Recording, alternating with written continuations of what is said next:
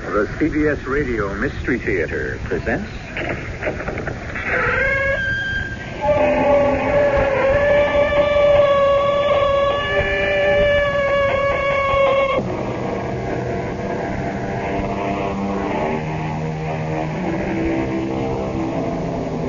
Come in. Welcome. I'm E.G. Marshall. You turn a switch, you pump a pedal, an electric spark encounters acid. A flash, an explosion, a burst of energy, a thing that stood still now leaps forward. In a real sense, it lives, nourished by fluids, fed to the right places at the exact split second. An inanimate object, an automobile. But how different, in theory, is an animate object, say, a human being? We are also sustained by fluids, miraculously timed by the interaction of electricity and acid. Car and driver. You both live. Mr. O'Brien, I want to help you. I'm telling you the truth, Doctor. You want to keep working, don't you? I have to. Well, then, you have to... I mean, you can't go around saying that the bus you drive actually has feelings, emotions, in fact, has life as we know it. But, Doctor, it's true. Whether or not it's true, you have to say so. But, Doctor, I'm offering you a way out. What's that? Just keep your mouth shut.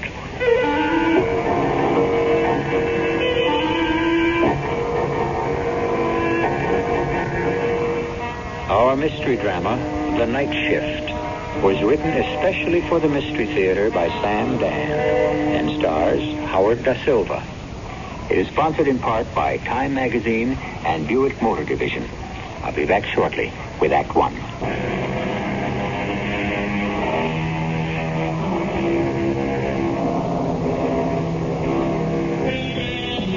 You walk quickly into the office, but there's no hiding it. According to the clock on the wall, you are 23 minutes late. You say to the office manager, I missed the bus. And he thinks, well, day in, day out, week in, week out, always punctual. Forget it. Yes, day in, day out, week in, week out, and today, for the first time, you missed the bus. But, of course, it really doesn't occur to you to think, did the bus miss you? Well, where shall we begin? Why not in Eddie O'Brien's house? A week ago, Tuesday, at midnight, Margie O'Brien has just turned off the TV. Oh, this picture isn't going anyplace, Eddie. Come on, let's get to bed. After a while. Well, it'll be 6 a.m. before you know it. All right. Well, you do have to get your rest, don't you? Yeah, sure. Well, oh, come on, Eddie, I want to turn off the light. Go ahead. Wait a minute, where are you going? I'll be back in a while. Oh, what do you mean you'll be back in a while? Where are you going? Where do you think? I don't know what to think. Oh, every night after midnight for the past week, you've been running out of here. Where are you going? I keep telling you, to the garage. Why? To check out the bus. What does that mean? Just what I said. I'm checking out the bus. But why? Because it's my bus. No, it's not. It's the company's bus. And you don't get paid to check it out. Your job is to drive it. I'll be back. But you're not going to the garage. Oh, you don't fool me. You've got someone. You've got somebody else on the side. Look, I told you where I'm going. I'm going to the garage to see my bus. You'll see it 6 hours from now when you shape up for work. Don't wait up for me. You won't get away with this, Eddie. I won't stand for it. Get away with what? And what is it you won't stand for? This phony story. Going down to the garage to see your bus. But it's true. What's her name? 2792. Funny thing about wives. Whenever you do something they can't understand, right away they get the idea you're fooling around with another woman. I don't know about other women. Margie was always enough for me. The answer is, I can't explain it. I mean, look, who would believe it? It's the bus I drive. The new bus that came out of the line 3 months ago. I walked into the garage one morning, and Joe Collins, the dispatcher, says to me, Hey, look at what we got for you today, Eddie. Yeah. Is that all you can say? Yeah? Ain't she pretty? What's pretty about a bus? Ah, you got no poetry in your soul, Eddie. She's just a bus. A hunk of steel, aluminum, glass, and rubber. What are you building? Well, if that's all a bus is, why do we refer to it as she and her? Why not just say it? A guy was talking about it on the TV the other night. We call ships and buses and planes and boats she because we see them as mother figures. You kidding? Yeah, it's because they protect us with their bodies. Are you crazy? I'm not crazy. He's crazy. We call them things she because they're beautiful. And you're crazy, too. Oh, look at her, so graceful. Hey, ain't you going to be proud to drive her? I'll drive a horse and wagon. Just give me the money at the end of the week. Well, she was pretty. And even more important, from my angle, she handled like she was a sports car. Here she was, this enormous bus. And she could... Okay, I'll say the word because what do I got to lose? You're going to think I'm crazy anyhow. She could dance her way through traffic. I used to hate to show up for work in the morning because it was the beginning of 9 hours of torture. Is that too strong a word? Well, why not? Being irritated, nervous, frustrated. I was all right at the start of the run. Does this bus go to Carrollton? We sure do. And you can get the shuttle there to Glenn's Corner. Thank you.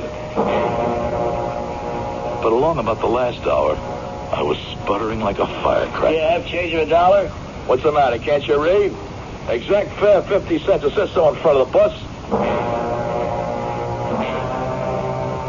And I wouldn't let it go. I'd stew and simmer with it. Everything could set me off. Traffic, pedestrians, cops. I'd get home, and she'd be no help either. Eddie, let's eat out tonight, huh? Oh, for crying out loud. Eddie, I wasn't feeling well today. Yeah, I don't feel well any day. Oh, now don't stop talking to me about your job. You don't have any idea of how I know all about it. And you know what I say? Quit. Quit? Yeah. Just say to your boss, I quit. And do what? Oh, there are plenty of jobs. But I don't know how to do most of them. Then learn. Go to school. At my age.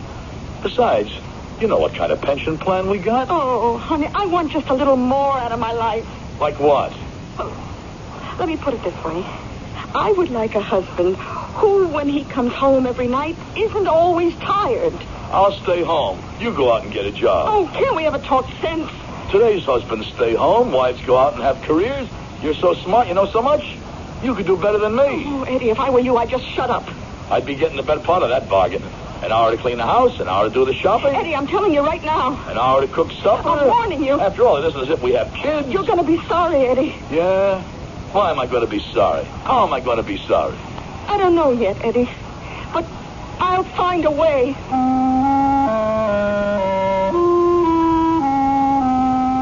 Married 12 years. What happened to her? I fell for her originally because she was so pretty. She was a lot of fun. Okay, she's still pretty, but fun. Nag, nag, nag all day long. And why? I face her with it. I say to her, what do you want? Look around you. See what other women have to live with. You got a husband that doesn't drink, doesn't chase, doesn't gamble, doesn't smack you around. Oh, yeah. I married an angel. I don't hold on to my money. Everything we got is in a joint account. What do you want? Oh, nothing. And so, that's how it always ends up, with nothing. So that morning, I took out the bus, my new bus, for the first time. I know I'm getting to the bus in a kind of roundabout way, but I got plenty of time. I'm not going anyplace. When they sent me here, at first I thought I'd go crazy. But I realize now that nobody's really going anyplace. I mean, rush, hurry, scurry, hustle, bustle. In the end, you and I are going to meet in the same place, right? Well, I sat down in the driver's seat. I turned the ignition key on. I put her in reverse. I backed into the street. I straightened her out and I headed down the block. Never in all my life, and I drove cars, trucks, anything with an engine that moves on wheels. Never was it like this.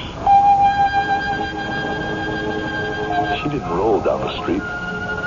She floated. Not the way you float on water, but the way you're... Well, I went to the dictionary to look for a word, and I found it. The way you're wafted on a cloud. She was a living thing. She knew what she was doing. She drove herself. She saw the stop. She gauged the traffic. And once, I swear, once I was ready to go through a red light, and she gently began to slow down.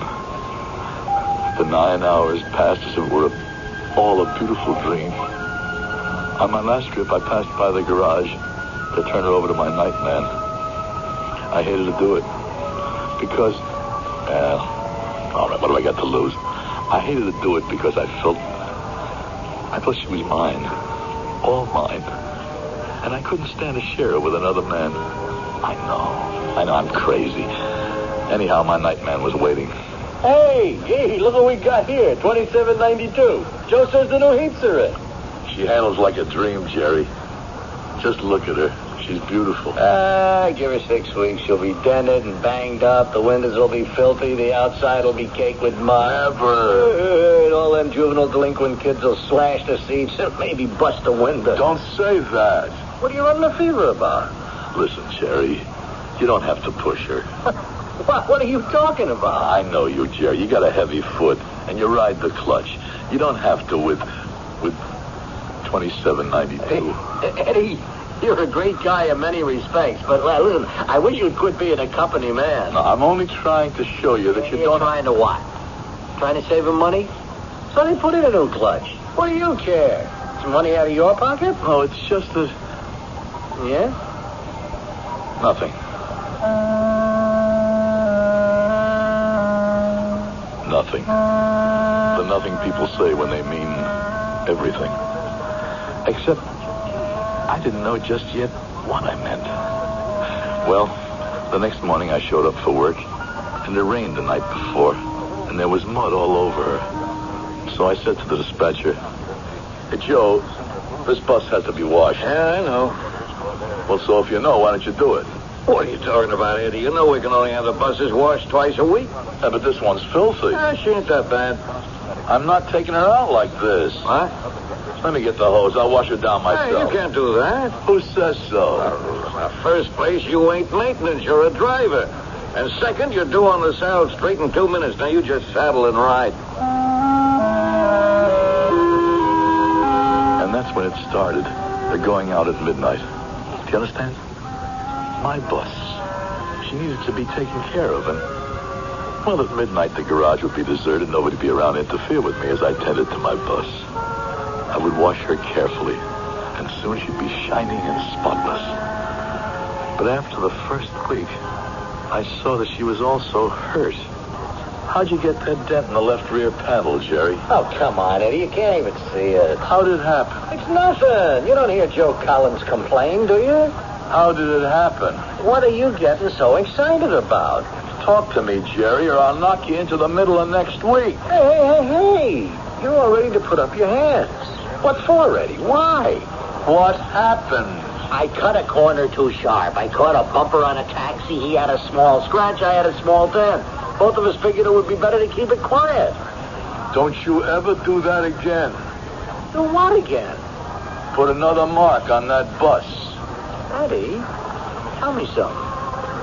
What's this concern you and that bus? And another thing, you are riding the clutch. And you jackrabbit a lot when you start. Oh, come on. I can hear it. I can detect signs of it. Eddie, you talk like this here. You can scare a guy. I mean... I hope I'm scaring you, Jerry. Scaring you into treating this bus decently because... Yeah? Because if you don't, I'm going to kill you. Why do men kill? There's an extensive literature on the subject. We have seen that men will kill for love, money, power, revenge. In short, all the emotions, all the practicalities. But has history recorded anyone who killed because of a bus? Stand by. We may be in store for a fabulous first. which will occur in our second act.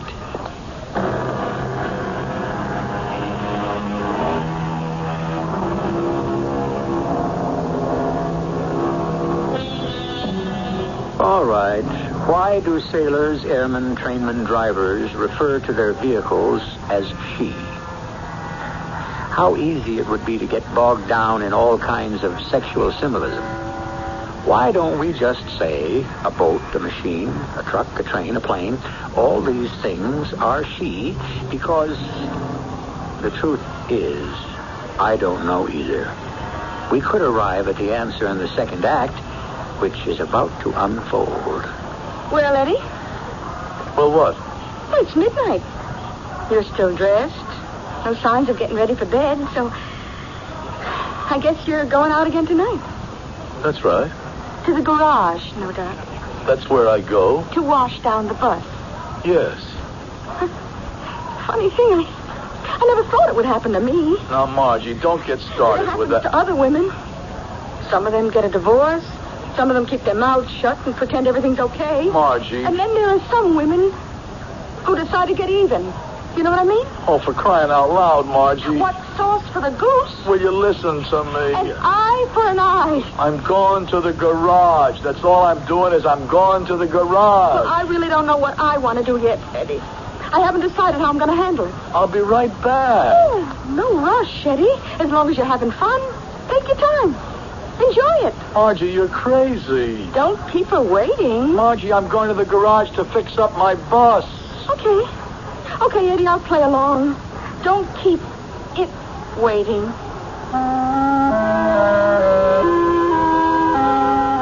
Some kids had slashed a seat.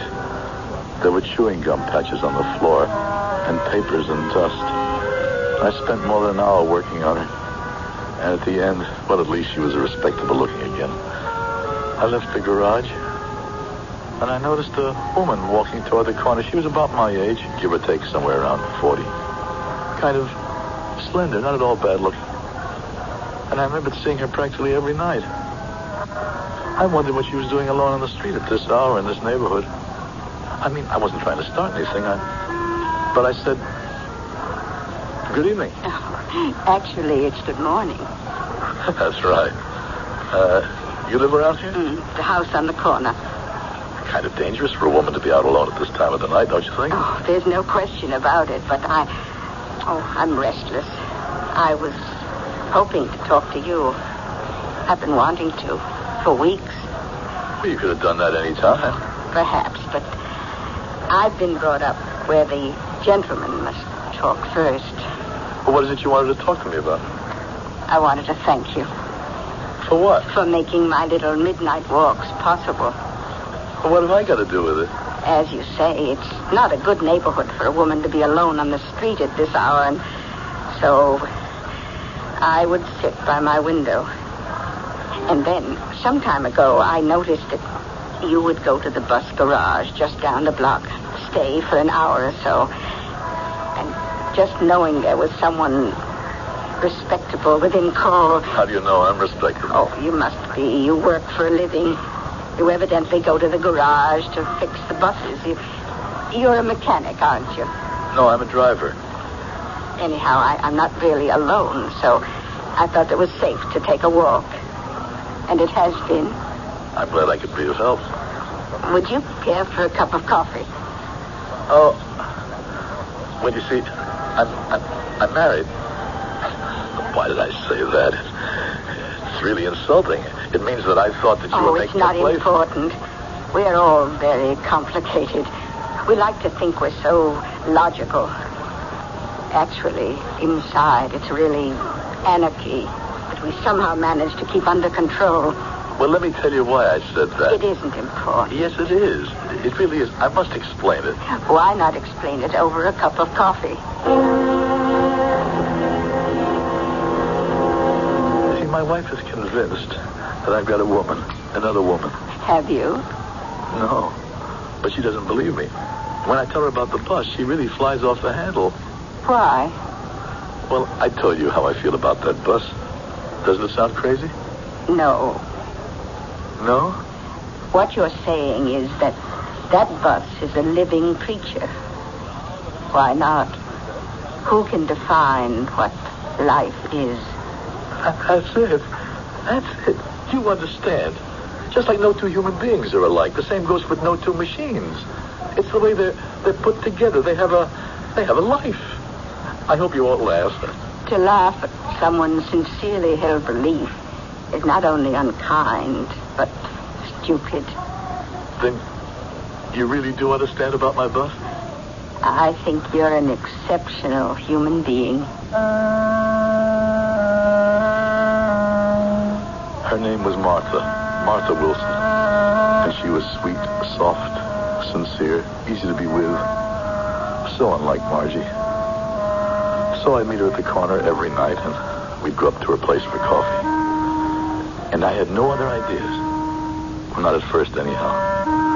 I would have been happy if things stayed the way they were. But I was driving my bus one afternoon when I heard it. That noise in the transmission, not too loud, and maybe you wouldn't notice it if you weren't listening for it, but it was a sign to me that there was trouble ahead. Jerry was to blame. He was abusing my bus. On the dot, Eddie. A guy could set his watch by you. I don't want you to drive this bus, Jerry. What are you talking about? It's my bus. No, it's mine.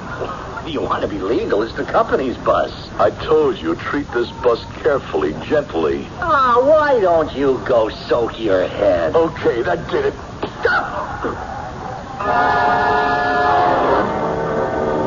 I don't care who started it, Eddie. I won't have any fights on the job. Listen, Joe. No, Eddie. I'm overlooking too much already. Yeah? What? Look, you want to sneak in at night, and for no pay you want to work on your bus, okay. But it's got to be under your hat, and there can't be any fights. I don't want Jerry driving my bus. Now, just a second. In the first place, it ain't your bus. And in the second place, we have to get 17 and a half hours worth of service out of her every day. I don't want anybody else driving her second shift. Eddie, what's come over you?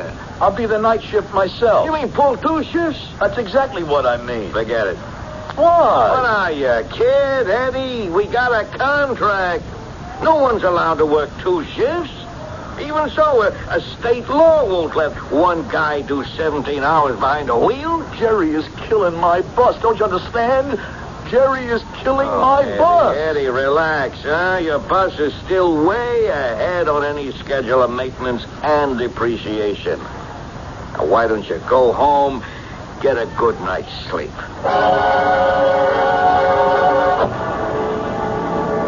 Well, here it is, 13 minutes to 12, and our devoted Eddie O'Brien is off on his mission. Eddie O'Brien, that dedicated driver of the bus.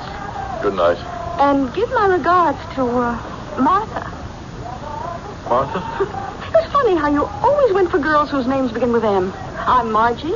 Before me, you were going with that girl Marion. Now, after me, you've got a Martha. What are you saying? I notice you don't deny it. Her name is Martha Wilson. There's absolutely nothing between us. Every night she meets you at that corner, and you go off to her apartment. All we do is drink coffee. Oh, that's such a lame excuse. Couldn't you do better? Listen, Margie. I guess she knows something I don't. Yes, she does. She knows how to trust a person. If I said to her I'm going to the garage to work on my bus, she'd never sneak out and follow me. I never even left the house. Then how do you know about You have a very good friend. Who told you? He told me for your good. Who told you? Jerry. Jerry? He's my friend? He's the best friend you have in the world. Let me tell you what Jerry did. Now, he walked in here last night after you walked out. Say, Jerry, you have a black eye. Where'd you get it? Eddie gave it to me. Why? I know Eddie 15 years. We were always pretty good friends. Mm-hmm. Until I married him instead of you. Lately, we haven't seen too much of each other. Oh, you were always a good guy, Jerry. All you said to me was, one day you'll be sorry. Yeah. I mean, he's on days and I'm on nights. Now, I don't have a chance to socialize much. Well, it's quite possible you were right, Jerry. Now, but believe me, I never really resented Eddie. I felt the better man won. It may be possible that I am sorry. What's wrong between you and Eddie? Would you believe a 3-letter word? Bus. Yeah, that bus. Tell me, what's with that bus? search me. But you drive it, too. What kind of magic has it got? Magic?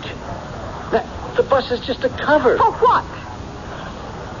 You should ask for who. Oh, I see.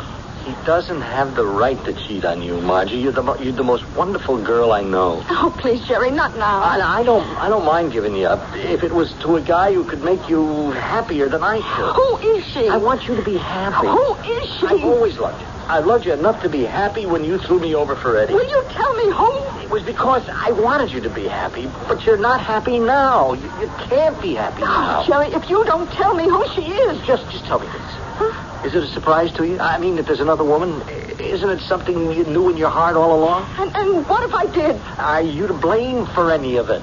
Oh, what kind of question is that? Are you? I have to know. I love you, and I have to know if you can still make it right between you and Eddie, because if you can't, and it is over, I hope we're back where we started. Who is she, Jerry? Who is she, Eddie? Not what you think at all. She's just a kind, sweet, sympathetic lady. Everything I'm not. Margie, I swear to you, Martha Wilson and I, we have never so much... That's even worse. Oh, Eddie, what have I done to you? You haven't done anything. Oh, please tell me, because I love you. I know, and I love you, too. And I want you to meet Martha. Oh, no. Are you crazy? She can teach you something. Oh, let me hear this. How to understand those things we cannot see, those forces we cannot feel. Eddie, don't, please. You don't understand that an object can be a living entity. Eddie, where did you get all this from? My bus is not a number, not just 2792, but a being. A being that can feel, that can respond. Eddie. Jerry drives her, too. He complains about her transmission or steering. It's because she doesn't respond to him. Oh, don't say any more. Let me go. She resists him, but she knows I respect her, that I care for her. Darling. And so she responds to me. Oh, Eddie. You need help. Margie, doesn't it occur to you that maybe you need help?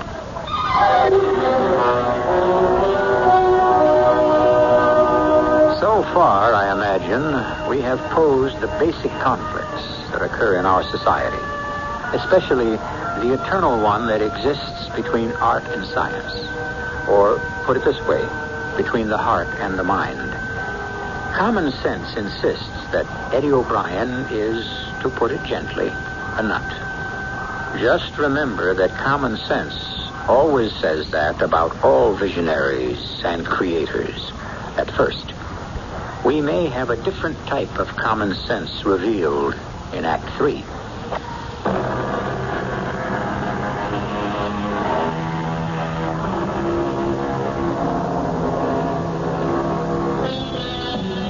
Scientists will tell you that the dividing line between what is animal and what is vegetable cannot really be clearly defined. So, if you go lower down the scale, the dividing line between what is animate and what is inanimate is also somewhat blurred. What is the answer? Is it something each one must seek for himself? In seeking for his particular answer, Eddie O'Brien is prepared to believe that even a bus is a living creature. Eddie, you talk to buses. Why is it that Martha Wilson can understand? Oh, darling, I'm willing to forget Martha Wilson. But you have to help me. You have to forget her, too. Why should I? She's a lovely person. Okay, Eddie. I won't say another word.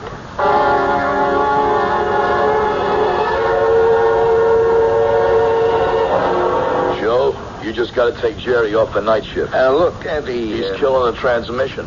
And the tires. Look at the tread on the right front. Eddie... The wheel's out of alignment. I know. If you know, why don't you do something about it? Because it ain't bad enough yet, that's why. You can't let guys drive who don't know how to handle her. I want to talk to you. You're going to have to see a shrink. Who says so? Well, the contract says so. Section 18, paragraph 2. The physical and mental health of the driver being vital to the safe operation of the vehicle. Okay, I know. Well, we have the right to insist on a visit to a psychiatrist. Why? Eddie, Don't make this tougher on both of us. You claim your bus has human characteristics, Mr. O'Brien? No, Doctor. Then what is your problem? I don't have a problem. It's the people around me who have a problem. I say that bus 2792 lives. Liz? Ah, how? The way living things live. I mean, she...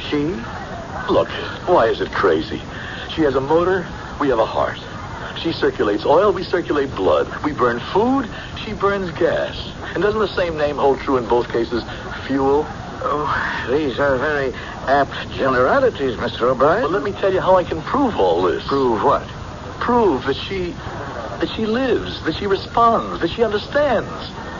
Ride with Jerry when he drives her, and then ride with me. You're the better driver. Actually, I've been told you're the best driver in the garage, but all this is beside the point. You have a problem. Can't I convince you I don't have a problem? Mr. O'Brien, you're a hard-working man, a good man. I find nothing physically wrong with you. Doctor, don't you understand? She's a living thing. Even if that's true, why should we be concerned with it? You're a kind person, Doctor, an intelligent person. What do you say? I'm only saying that everything has a useful life, and when it's over... Useful life? You use the word life? You agree with me about 2792 being alive. So how can I be crazy? Well, I didn't say you were crazy. For all I know, your bus is just as alive as you are, but being alive doesn't mean it's entitled to live. Well, what are you going to write down on your report? Well, that depends on you. You can't say I'm crazy. Mr. O'Brien, don't rock the boat. Unless, of course, you're prepared to jump overboard.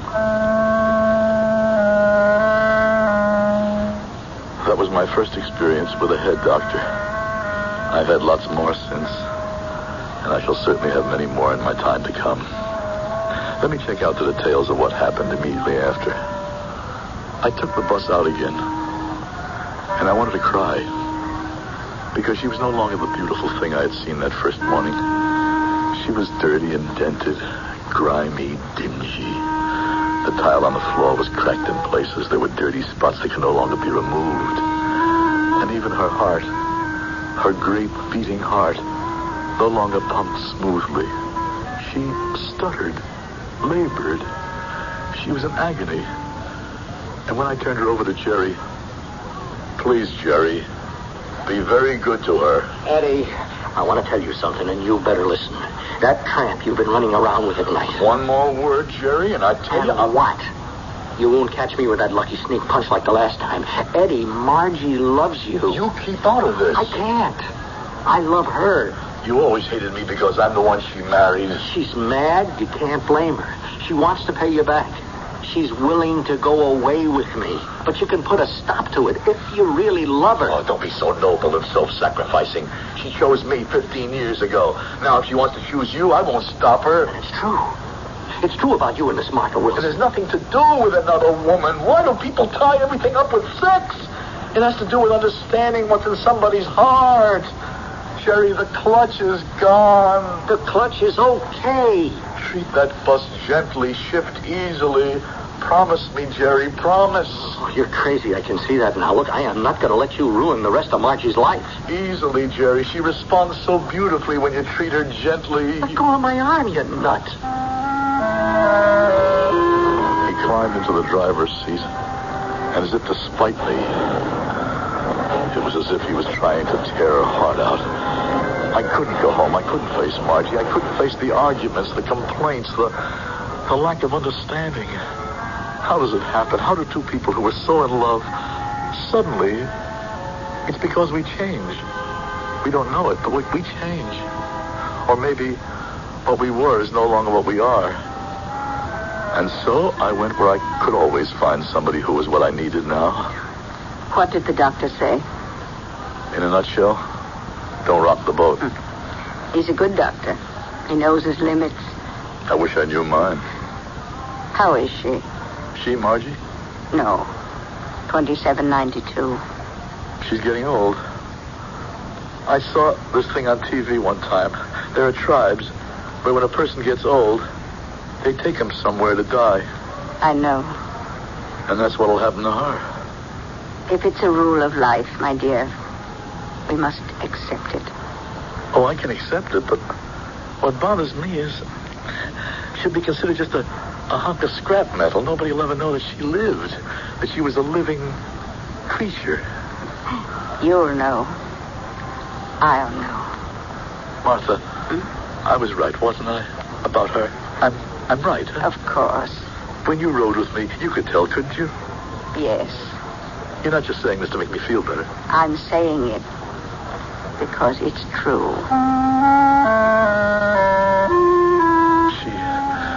She was a wonderful person, Martha. And she looked something like Margie. And maybe I fell in love with her. Because I thought this was how I wanted Margie to look when she reached 40. How Margie would be when she reached 40. Quiet, sympathetic. That was the first night I didn't go home. I stayed with Martha.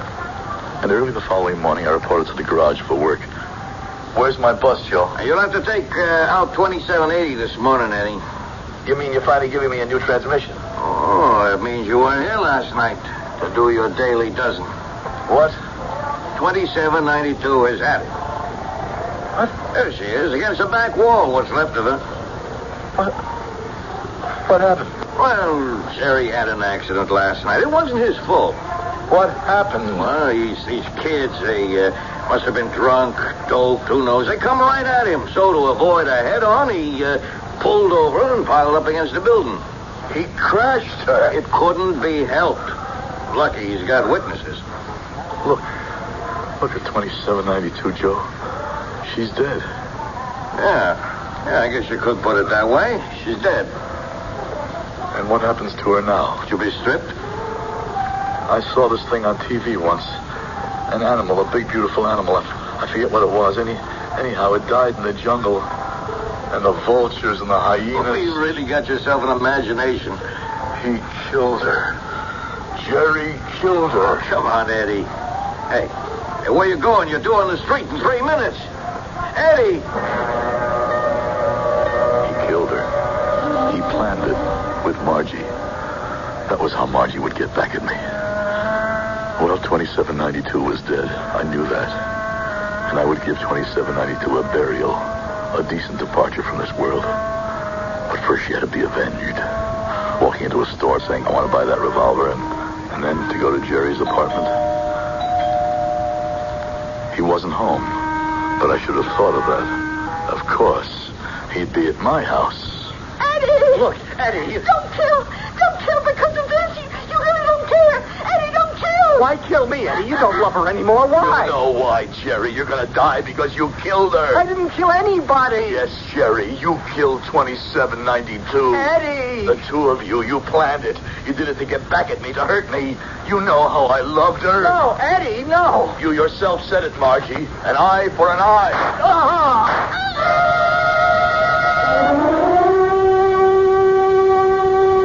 Hello, Joe. Eddie, I heard something on the radio. Somebody heard shooting in your house. The cops found... I know what they found. It can't be true. Now I have avenged her. I'm going to give her a decent burial. Hey, let me get you something to drink. Hey, where you going with that can of gasoline? Out of my way. You're crazy. I can't let you do that. You can't stop me. Oh. No one can stop me. I heard the cops coming.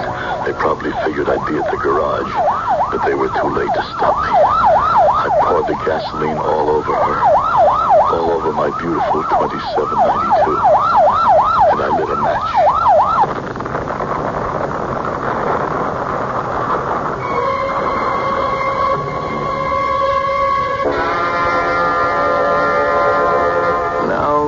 Mr. O'Brien, you came home, you found your best friend and your wife together, and in a fit of jealous rage, you killed them. You returned to the garage. For some reason, the dispatcher tried to hold you for the police, and in the fight, a can of gasoline was spilled. Oh, Doctor, you know better than that. You know why I killed Jerry. because they arranged to kill my bus. And I went back to the garage so that my 2792 could die with dignity. We can try again tomorrow. We can try until forever, Doctor. What I've told you is the truth.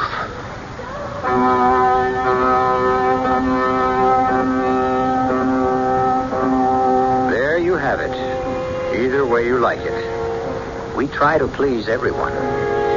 Some stories have two endings. Ours has two storylines.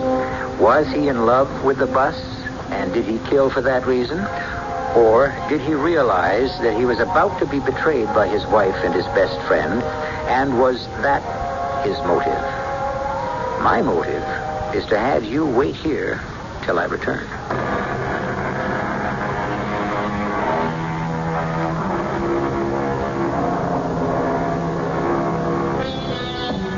The popular song says, "Love, your magic spell is everywhere," to which we might add, and in everything. There is an entire literature dealing with the love men have for the so-called inanimate artifacts in their lives. We have people who bestow more love and care upon guns than they could ever give to human beings. Captains who love their ships so dearly, they die with them. Who is to say? Our cast included Howard Da Silva, Bryna Rayburn, William Griffiths, and Earl Hammond. The entire production was under the direction of Hyman Brown. And now, a preview of our next tale. I don't follow this. Put on the whiskers and the goggles. What? What? Just do as I say. Now, all right. now there. Now, no one would ever dream you was Jupiter Dunlap. You just take off your clothes and put them on poor old Jake. And you put on Jake's clothes. Why? And we'll bury Jake. Bury him? Nobody knows about Jake except you and me.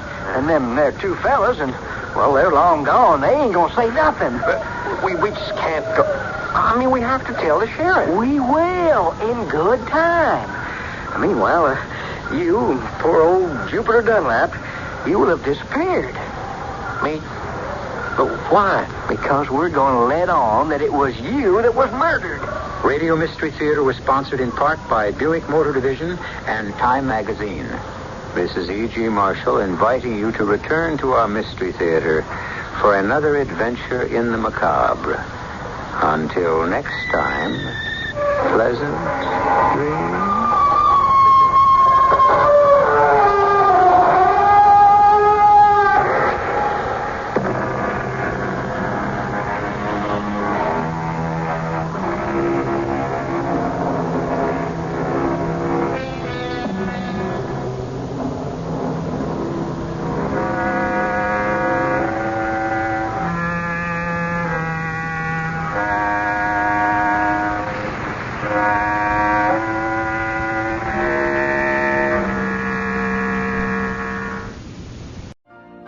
You've been listening to the OTR Gold Network. Find more classic radio at otrgold.com.